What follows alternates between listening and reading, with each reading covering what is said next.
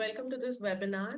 And hi, this is Mansi here. I am a clinical psychologist working with Amaha. And today I am very happy and excited to have everyone here. Usually in my day, I get to talk to a lot of people. Usually it's one-on-one conversation. So when I get to talk to a group like you, it generally gets me very excited.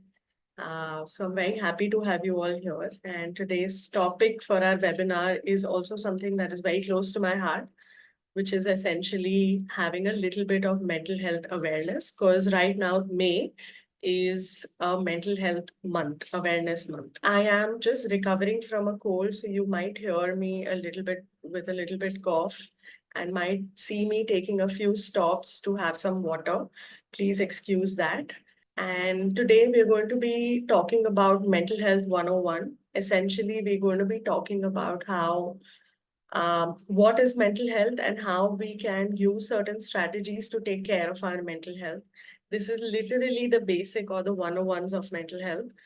Um, One of the things that I really like doing in webinars is to try and keep it as engaging as possible. So here and there, I might ask you all to participate in. You can do that by sending a message and then we can take it forward. All right. So just to begin with, I am wondering how is everybody feeling today? I have just added a 4 different options here. You're feeling sunny, cloudy, rainy, or windy. How is everyone feeling today? Right. Okay, I see a lot of people messaging sunny, cloudy, sunny. Okay. I myself am feeling a little bit rainy because I feel a little bit under the weather. Okay. Yes. All right. Thank you everyone for dropping in. Essentially, all of our feelings, right, are changing, constantly changing like weather. They're very temporary in nature. Today, we might be feeling sunny, and perhaps in the evening, our emotions tend to change altogether, right? And that's what makes us human beings. Today, we are going to be talking about how can we take care of ourselves when these emotions are changing. All right. One of the things about World Mental Health Awareness Month is that this was started in America a couple of years back in the 1940s. Essentially, this is a global movement wherein focus was on advocating mental health well-being in every corner of the world. Today, we are very lucky. Our generation is something that is exposed to a lot of mental health content and things like that on social media. So we are much more aware. But when this awareness month was started, it was not the case, right? Hence, it was needed to sort of start something wherein we can openly talk about mental health. We talk about in our schools, we've always heard about what are some of the rights that we have, constitutional rights or human rights that we have. One of the things that is also important to focus there is how our mental health is also a universal human right, right? Every one of us, whoever, wherever we are, irrespective of our gender, caste, and creed, has a right to have the highest standard of mental health. And that's what our aim is going to be today, how we can navigate and reach that place where we can reach the highest golden standard of our mental health. This was started observing since 1949 in every May. All right. So let's try to understand a little bit over what are our rights for our mind, right? First is the right to be protected from any kind of a mental health risk.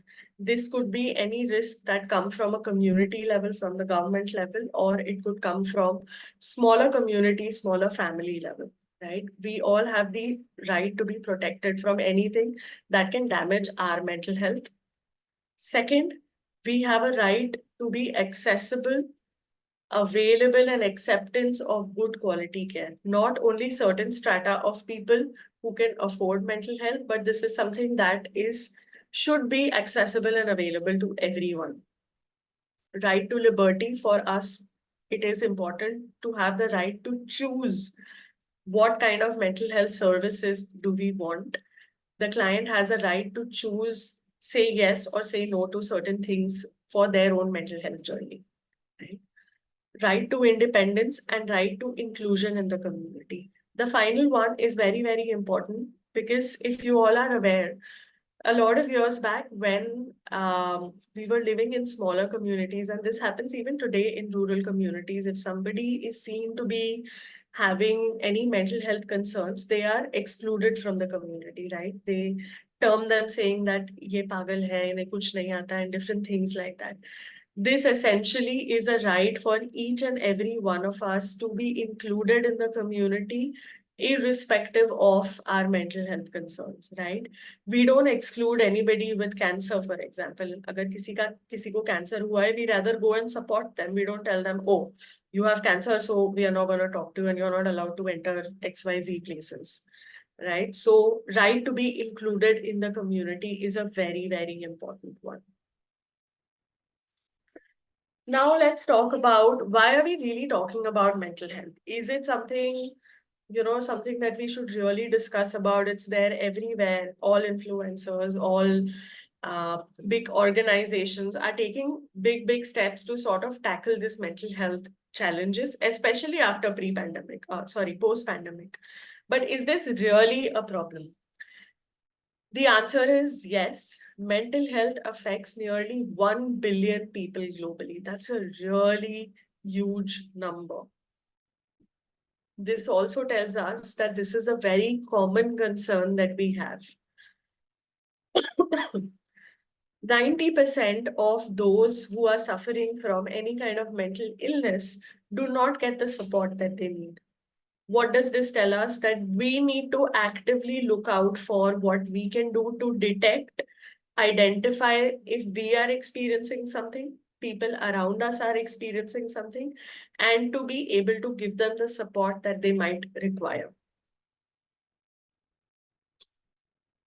Now let's talk about what are some of the things that prevent people from seeking support, right? We're going to do this in our old school way, like we did it in school. We're going to match some of the things here. So first thing that I want you all to think about is, if somebody is thinking this, I don't need to talk about it, I can manage everything on my own. This can stop them from accessing any kind of a mental health help, because which amongst these 5 words that are written on the right side would be matching? What is stopping them from accessing mental health help? Just gonna wait for a second if anybody wants to reply.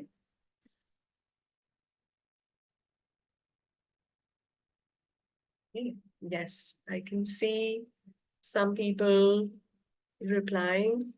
Absolutely. All of these are barriers to mental health. And one of the reasons of that is autonomy, right? We think that, oh, I can take care of it myself.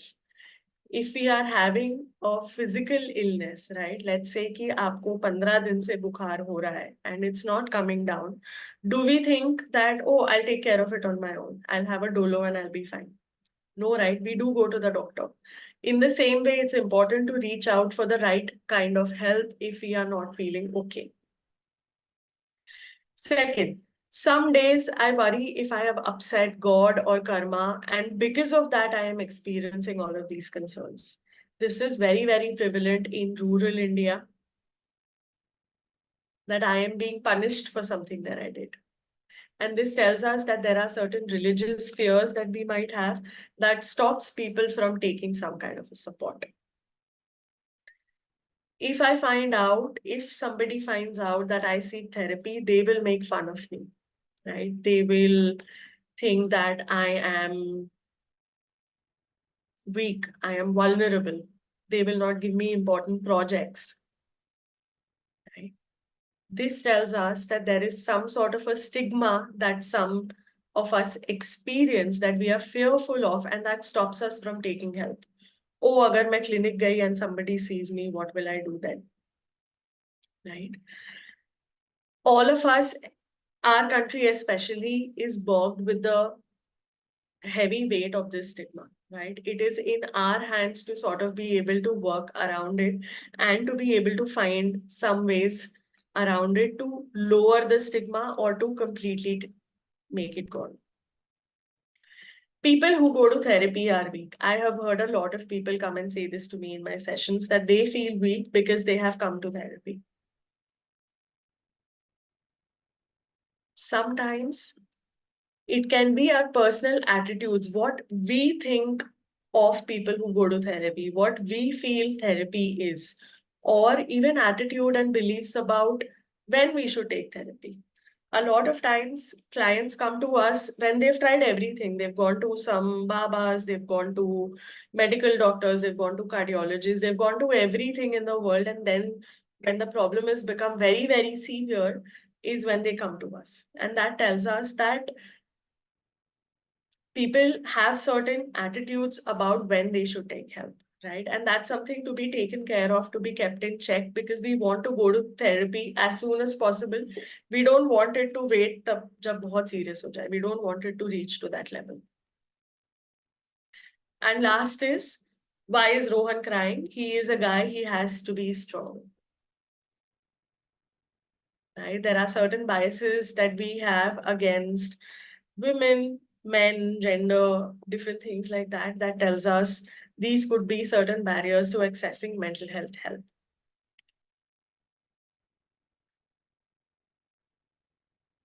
All right. Now let's try to understand what is mental health and how does it exist? Mental health is something which is not binary. It's not कि हाँ illness है या illness नहीं है. It's rather a continuum. It's a specter. It's like a scale. First is illness.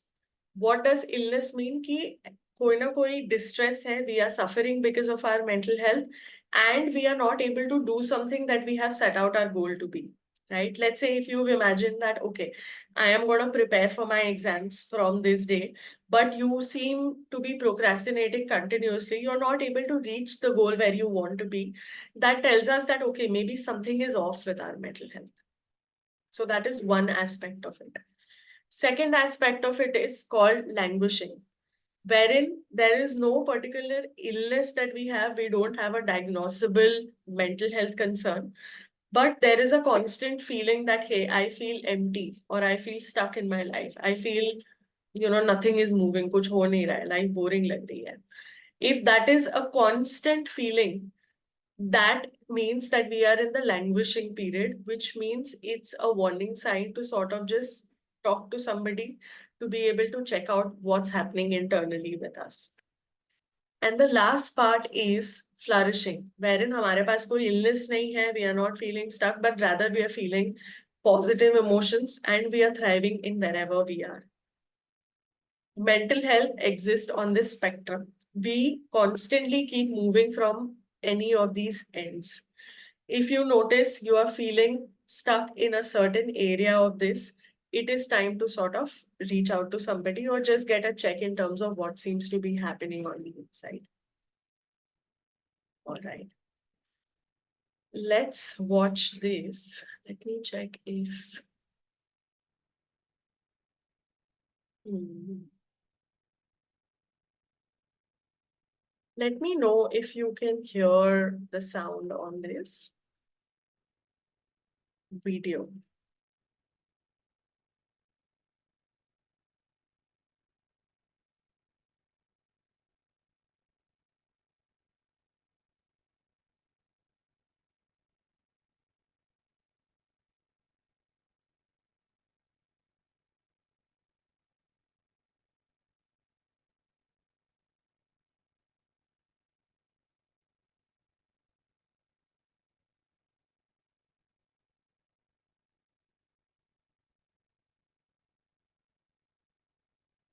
Okay, I just saw that we are not able to hear the sound on this video, which is okay. I just realized this video does not have a sound, right?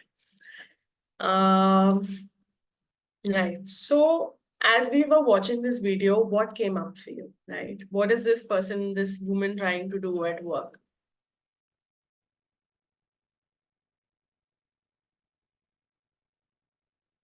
This woman, she's trying to manage everything. She's trying to take care of all the files together in one thing, right? She's trying to manage a lot of things together in one file, right? This tells us that when we are trying to do this with our lives, when we are trying to manage too much, trying to push down everything, there is a good possibility that it will all fall apart, right? If we are not feeling okay, it is important for us to talk to somebody about it. Because if we try managing everything by ourselves, there's a good chance that it's all going to blow out. So essentially, this video tells us that we need to focus and prioritize our mental health as much as possible. Right? All of us here, I am sure we have experienced stress at some point. Anybody who's never experienced stress in their life, please send a message if you are one of those rare people who've never experienced stress.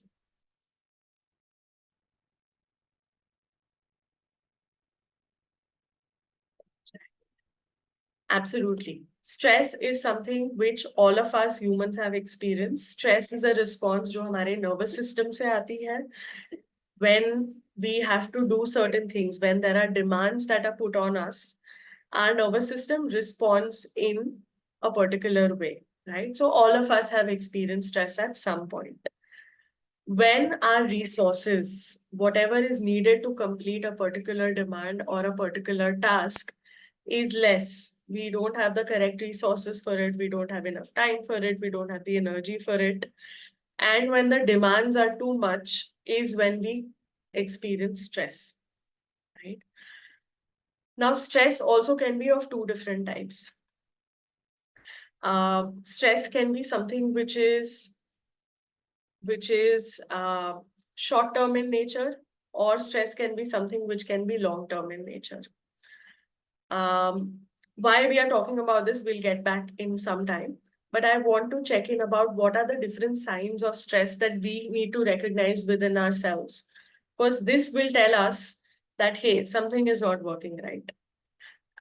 One of the things that tells us that we are going through stress is our body. If we are not able to sleep properly, if we are not able to eat properly, our sleep appetite is affected, our energy levels. How much energy do you have in the day when you wake up in the morning? Do you feel refreshed? Do you feel, yes, you can take on with whatever the task needs to be done? If not, these are certain signs of stress. Emotions. All of us experience different emotions at different point in time. These emotions can be negative, can be positive in nature, or can be neutral. Emotions like as happiness, anger, sadness, frustration, guilt, shame, these are all very common emotions that we all experience. But if you feel that these emotions are something that are constantly same, they are not changing, they are going on for more than 2 weeks, that is a sign that, hey, we are going through some sort of a stress. Our mind can also tell us that, hey, if we are having a lot of negative thoughts, if we are having a lot of self-doubt thoughts, if we are not feeling confident, these are certain things that can tell us that, hey, we are going through some sort of a stress in our life and we need to work on that.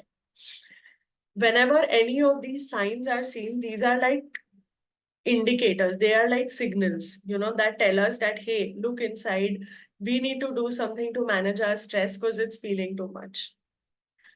A lot of times, certain actions can also tell us that we are going through stress.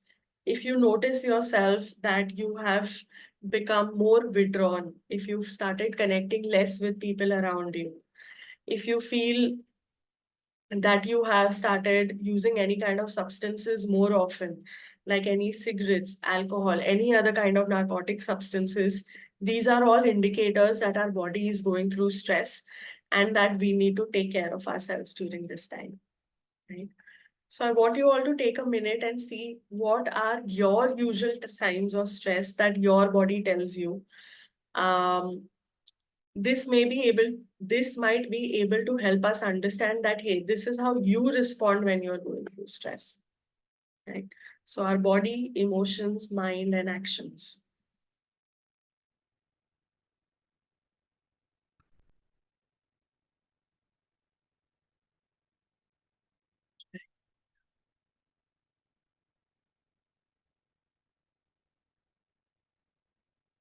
Okay, all right. What I want you all to try doing is to take a minute and open your phones and scan this QR code,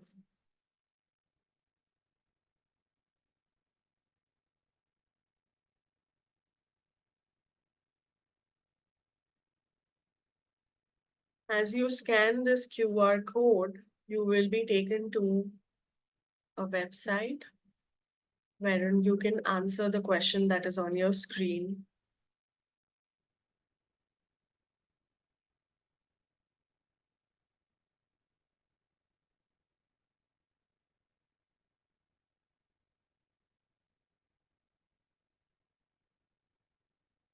Which will tell us what are our stress levels been like in the past 2 weeks.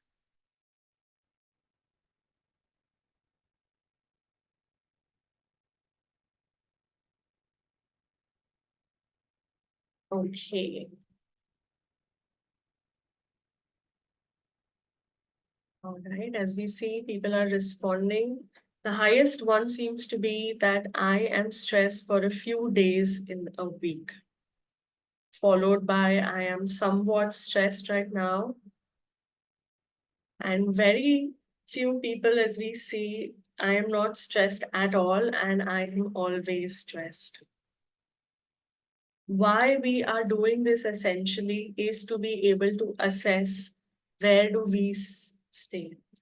If you notice that you are stressed for a few days out of a week, 3 or more days, this is a time that we need to actively engage in some kind of a stress management strategies. Another one, people who have responded to I am always stressed, they need to make a conscious effort to be able to focus on how we can manage this stress. Why it's important for us to manage this stress will be because if we usually when we are experiencing stress, it helps us in taking some sort of an action. I am facing a stress. Let's say I have an exam or a presentation tomorrow. I feel stressed. I take that presentation exam, my stress comes down. But if you are feeling that stress for a long period of time, if you are feeling it continuously, your body is not getting enough time to rest. And that is an indicator that we need to actively do something to take care of our stress levels in that moment. Okay, I am going to share my screen again. Yes, so as I said, if you notice yourselves feeling stressed regularly for most days out of the week, it is important for us to take some time so that our body can get some time to decompress and that we have energy to come back to whatever our life demands of us. Now let's focus on how can we do that, right? How can we take care of our mental health? We're going to talk about some very practical strategies here. Feel free to drop in any questions if you have as we go ahead doing this, and we will answer those questions. All right. How many of us have had negative thoughts in their lives? Please raise your hand for people who've had thoughts like, hey, I am not good enough. I am stupid. I am useless. How could I do this? It's such a silly mistake to make. Yes, I can see a lot of people raising hands. Yes, we have all had some sort of a negative thoughts in our life, right? This is something that all of us experience.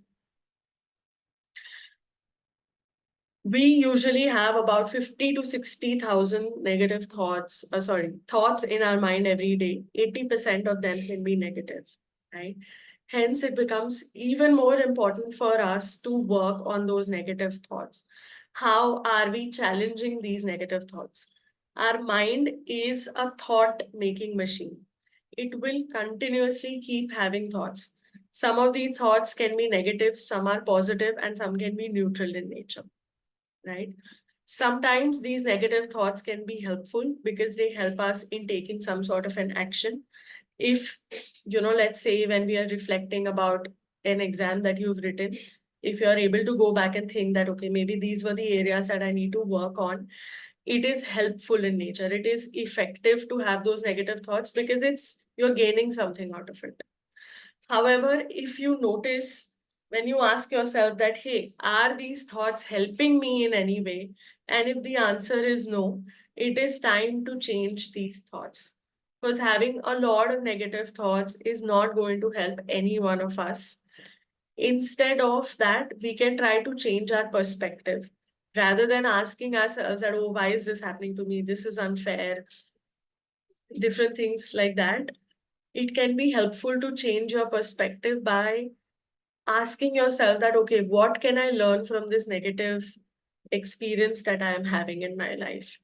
If I am having a lot of negative thoughts about myself, can I check for facts? Are these thoughts really true? Am I really not good enough for something? Or are there aspects that I might be good at? Maybe I'm not good at this particular exam, but I am a great friend. I am somebody who's good at presentations.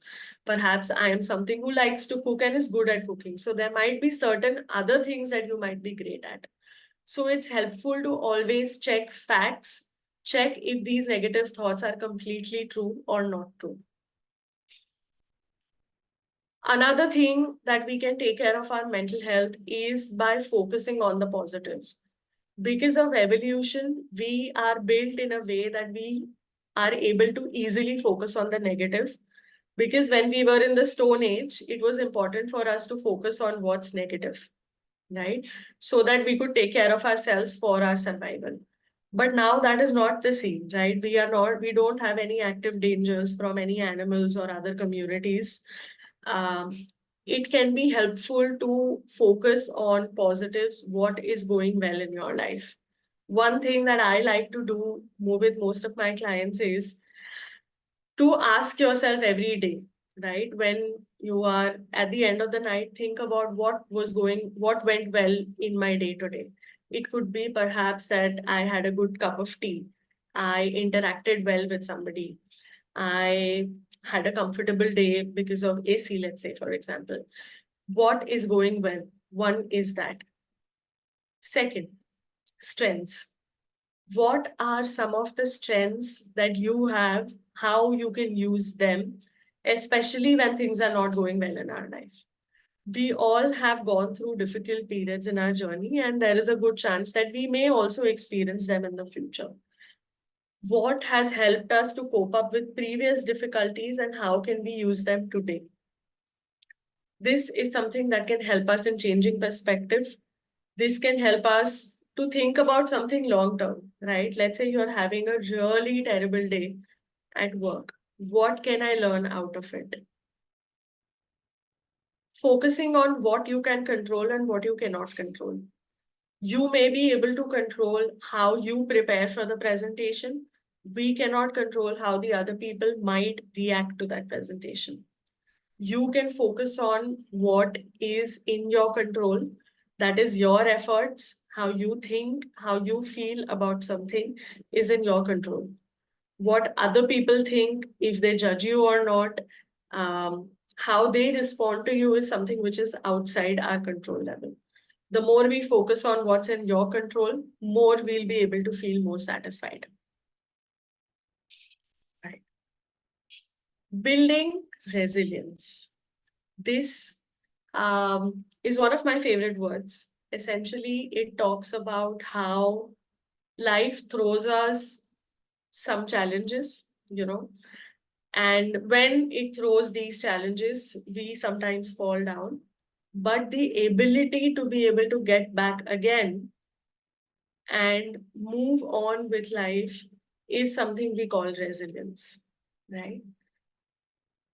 For example, if we failed a particular test, right? Or we didn't get a promotion that we were expecting. Of course, it brings some amount of sadness. Of course, it doesn't feel good to any one of us. But the fact that we're able to pick ourselves again, try and work better for the next time, is something that we call as resilience.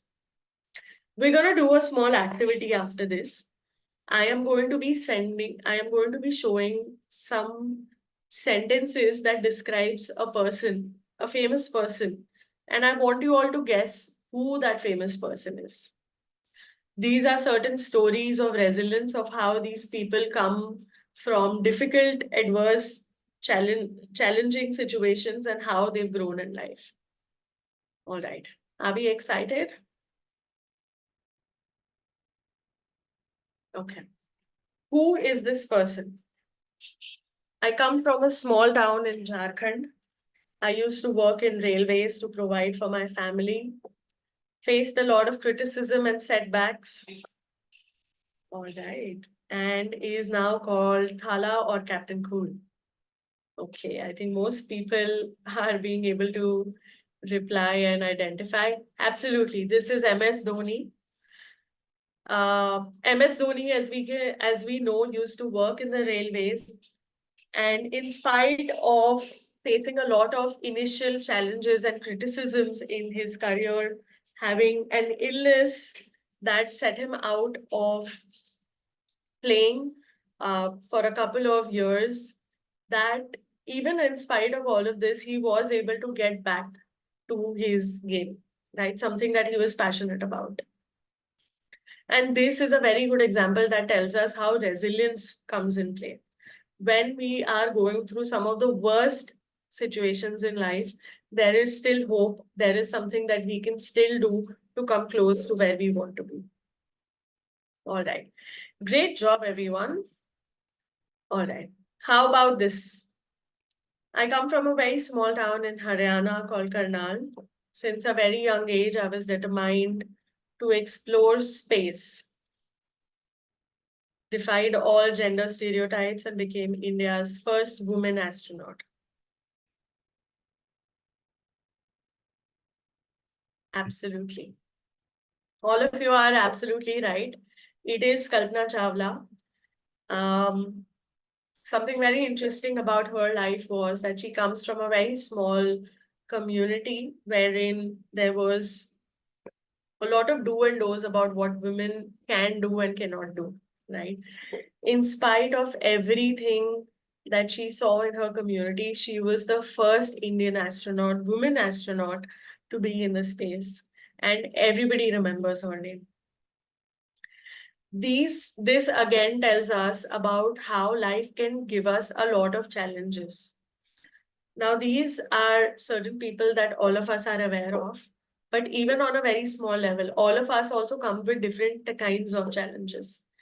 All of us, every one of us has had some experiences that might be difficult for us to deal with.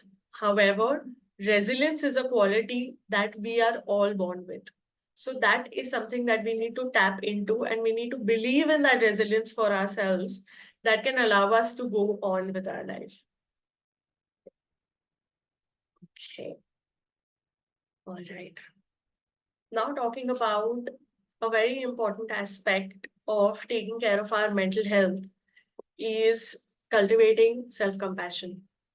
How many people here have had thoughts that I am not good enough?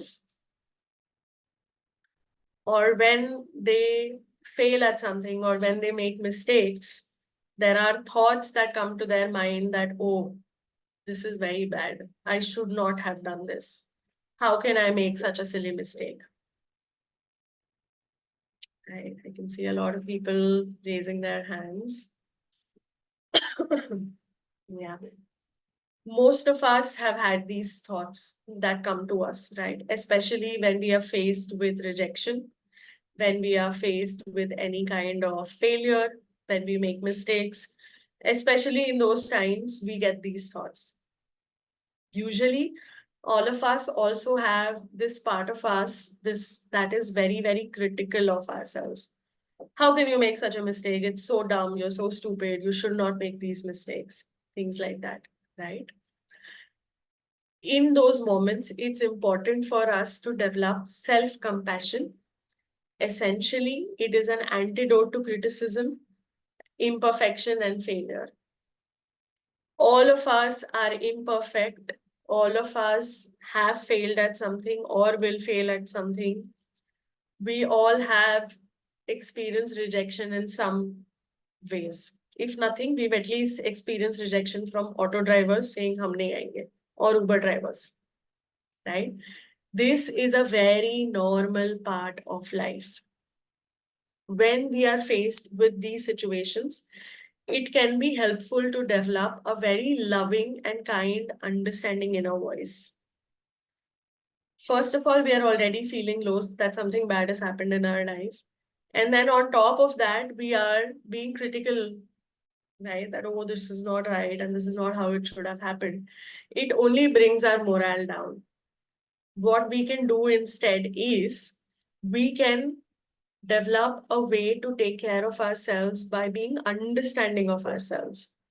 For example, let's say if a friend came up to you and told you that, hey, I didn't make it through some sort of a promotion, right? I didn't get promotion and I feel maybe I am not good enough for that promotion and um, I feel low about myself. In that moment, how would you support this friend? Would you tell them, A, yeah, you're not good enough, you're stupid, you don't deserve the promotion, you should stop going to work? Would you say this to them? This is option A. And option B is that you would tell them that, hey, your worth does not depend on that promotion. Maybe you didn't get that promotion right now, but that doesn't mean that you're not good at what you do. Or if you made a mistake, something that we can learn from this mistake, I am here to support you and take care of you. This is option B. How would you react to a friend? Option B. Absolutely. We would be kind, we would be loving, we would be gentle to the friend. That's how we want to be with ourselves. A lot of times people feel when they come up, one of the common concerns with self-compassion comes in, oh, what if we are too kind with ourselves? Or what if we become very lenient with ourselves and our motivation drops down? We need to criticize ourselves to feel motivated. What I usually tell them is that that's not how motivation works, right? You can motivate somebody by being accountable. Accountability is very, very important. That yes, if you didn't do certain tasks or there are certain things that you need to work on, you need to be accountable for the next time. But at the same time, it's also important to be kind and loving to them, right? You can help somebody, you can help yourself by being gentle, right? While being accountable. So this is a quality that we can imbibe in ourselves. Most of you, if you've used the Yamaha app, we have a lot of resources around self-compassion in that. So you can try exploring that more also. If you're interested in reading books, there are a lot of books on self-compassion by Dr. Kristin Neff. Is again something that you can use as a resource to develop this quality more. All right. I'm gonna share this video so that we are able to hear the sound.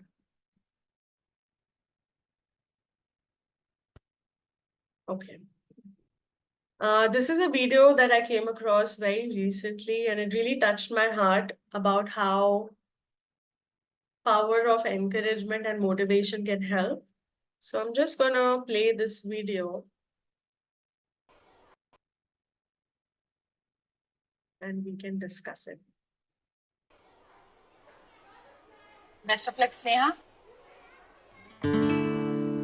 सपना तो सब Come on, Sneha, डर मत. तू best है, तू कर सकती है. Come on.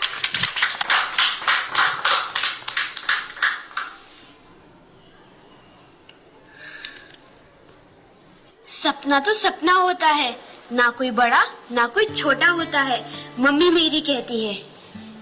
सपने देखो खुल के देखो, सपने पर तुम अपने देखो, मम्मी मेरी कहती है।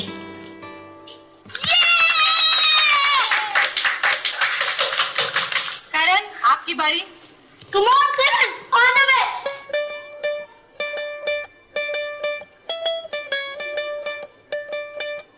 करण, तोड़ दे फोड़ दे, तेरे हाथ फैला दे, तू अपनी मम्मी का स्ट्रांग करा दे।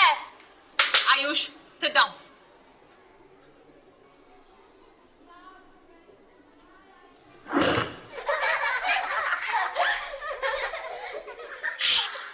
करण, तू हार मत मान, तू फिर से ट्राई कर, तू कर सकता है। Come on. Ayush, come here. I said come here. मैं हाथ ऊपर कर, दीवार की तरफ मुड़ जाओ, जाओ।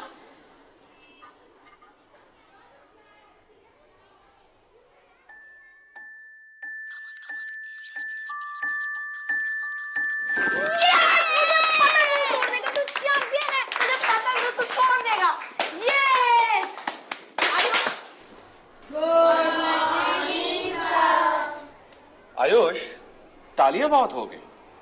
आपने अपनी मम्मी से क्या सीखा है, बताइए। सर, भरोसा करना।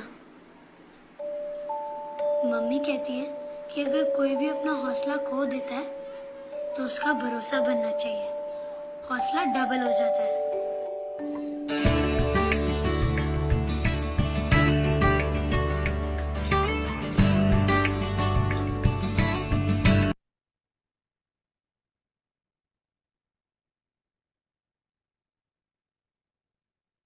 Okay. Did you all like that video? Yes. Absolutely. That is such a sweet video that tells us how we can encourage others as well as ourselves. It's like being Ayush in this video. He's doing nothing. He's just, like using his encouragement and he's believing that yes, this is something that you can do.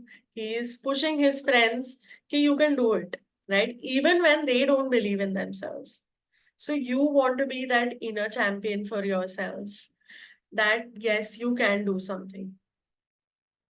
Yeah. Okay, I can see the comments. Thank you, everyone. I know it's a very sweet video.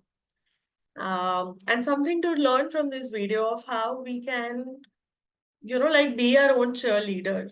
If you're ever feeling like, oh, I don't know, hoga, nahi hoga, or if you're ever feeling low, be that person for yourself as well as for people around you who believes in yourself, believes in them that they can do it, right? And you would see once that belief is there, it really changes how the other person feels or how we ourselves feel.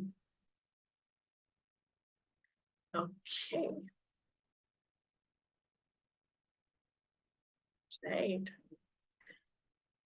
Okay, absolutely. Power of having belief. All right, so I'm inviting you all to open your phones again and scan this QR code. It will take us to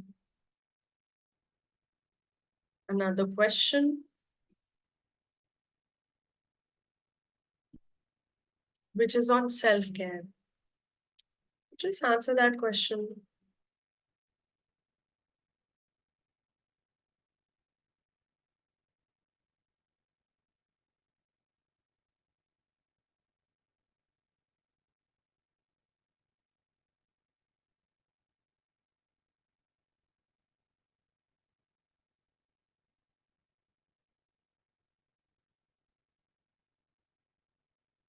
Right. How much do you prioritize self-care?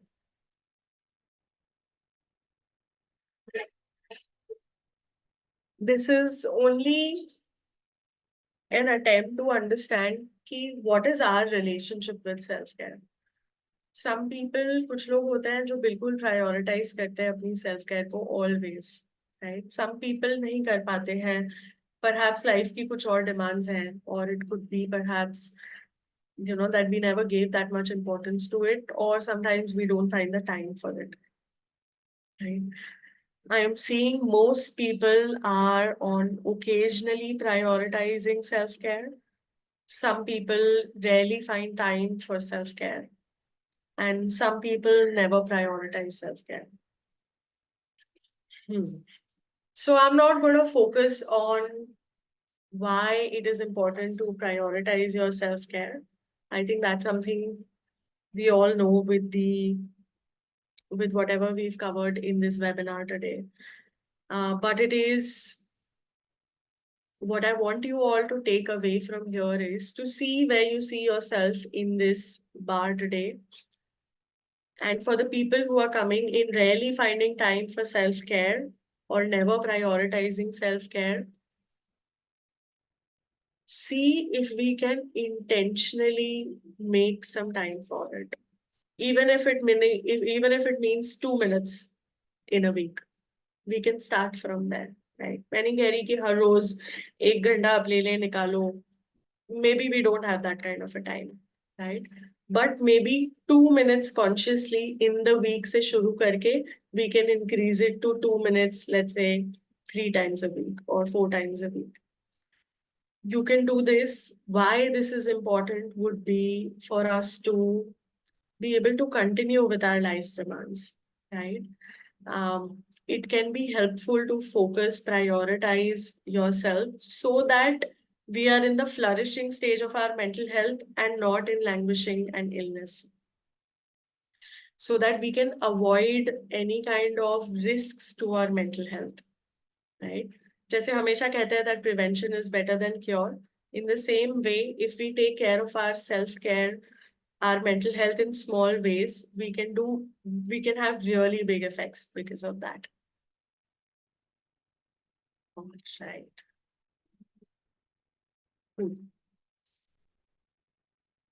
Now, let's talk about how can we take care of ourselves. What does self-care mean? I want you all to take a pen and paper if you have something around you, or you can try taking your phones and writing this down. But there are different types of mental health self-care, right? How we can take care of ourselves. I want us to take and write 1 or 2 things that we can do to take care of that type of mental health. For example, first would be physical. So I'm just going to allow everybody a minute or so to open their books or their phones.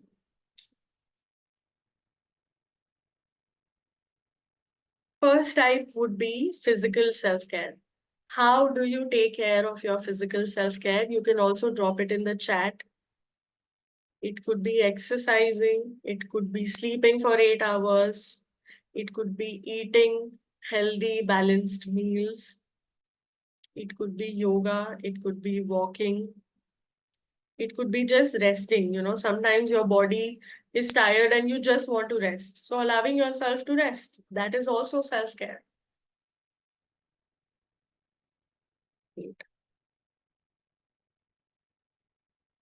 All right. Now, second type of self-care for social. This means कि हम कैसे हमारे social needs को ध्यान रख रहे हैं, how we are with other people, which means sometimes making time for the people that we love, spending time with friends and family, or sometimes even saying no, drawing boundaries that, hey, I feel very tired and unfortunately I can't come to this party today. So saying no is also a type of self-care.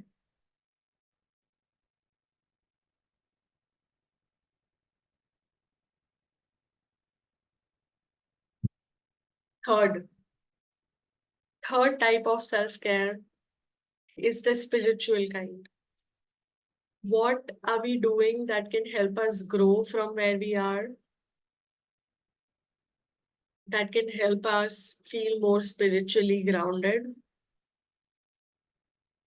This could be reading a book, perhaps listening to some devotional songs or bhajans. It could be reading certain religious scripts, praying, or just spending time in nature. For a lot of people, that's spiritual self-care.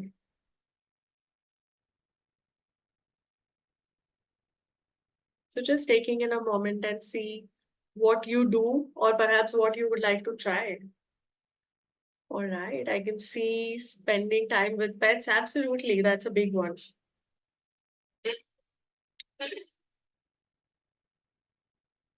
Okay, all right. Fourth type of self-care is mental. What are we doing to keep our mind healthy? This could be learning a new skill. This could be upgrading and challenging ourselves mentally. This could mean having more positive, self-affirming thoughts for ourselves, feeling confident in ourselves. These are certain ways to take care of ourselves mentally. Perhaps checking in what is it that you would want to try out of this.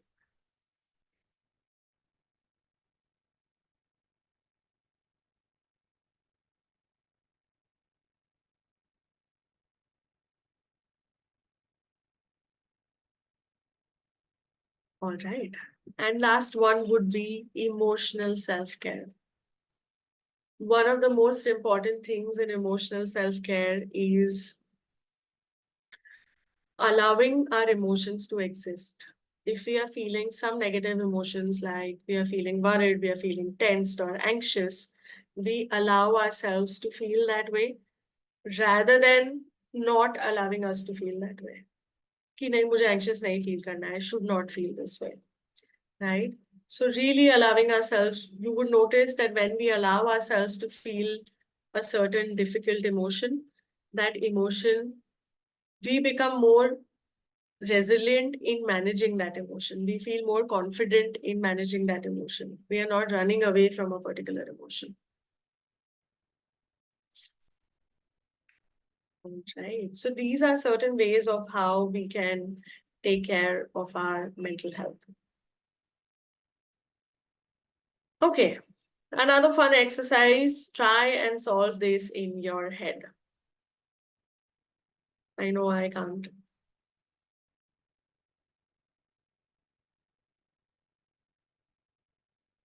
Anybody who can do this mentally?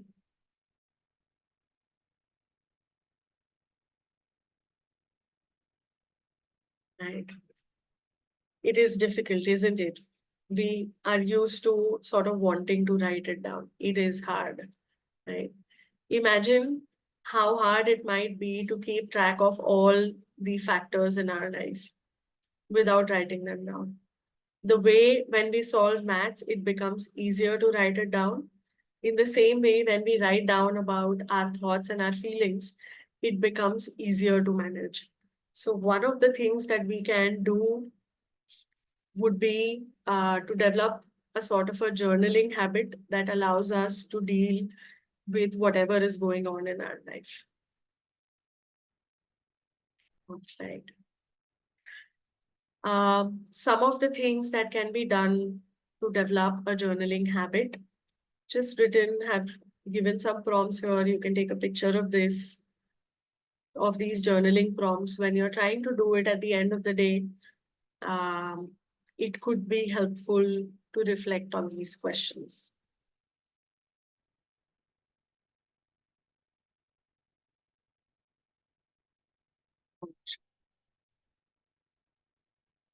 Lastly, no shame in asking for help. It's important to ask for help. If you're not feeling okay, if you feel that you've been experiencing a difficult emotion or a difficult thought for a long time, more than 2 weeks, it's helpful to get in touch with somebody. But whom do we get in touch with? Yeah. Do you want to answer this for me? who is this mental health professional who can prescribe medicines for your mental health concerns? What is this person called? Psychologist, psychiatrist, social worker?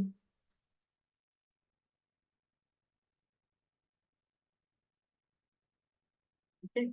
So the mental health professional who can write medications is called a psychiatrist. They have done their MBBS degree and their MD in psychiatry, and hence they can write medications. A licensed mental health professional who can conduct assessments and diagnose you would be a clinical psychologist. They have done mostly their MPhil in clinical psychology or MSc in clinical psychology.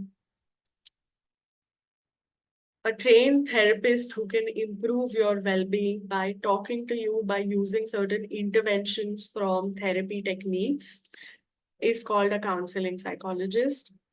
And lastly, they cannot provide therapy services, but they advocate for your mental health rights.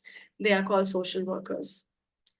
Why we are doing this here? Because it can be important to know whom to reach out to. Usually, most people reach out to a clinical psychologist first, who can then make a referral to whatever services that might be necessary. But it's a lot about preference also. Right. With that, we're coming to an end. Thank you so much, everyone, for being here. In case anybody has any questions, please feel free to drop it on the chat. All right. So Nitish says they would like to know more about emotional self-care. Emotional self-care would be how we are managing our emotions. Usually, when we experience some emotion, we want to run away from it. It's very natural, happens to all of us. We don't want to feel sad. We don't want to feel anxious. However, it can be helpful to allow ourselves to feel that particular emotion, because then we are not struggling to not feel a certain way. These are very normal human emotions that we experience. And usually these emotions are like signals. They're trying to tell us something that, hey, if you're feeling sad, the signal is that, okay, I need to do something to feel better, to support myself, to get care. If I'm feeling angry, the signal is, or the message is that, hey, something that's happening does not feel great, and I need to take some step against it. So, emotional self care would be to really allow us to feel that emotion and to sort of understand what is the message that emotion is trying to tell you, and then to work around that. I hope that answers your question. All right, great. Thank you so much, everyone, for being here. It was lovely interacting with everyone. I hope you all have a great day ahead and a very peaceful week ahead. Hope you all take care of yourselves. Take care. Bye.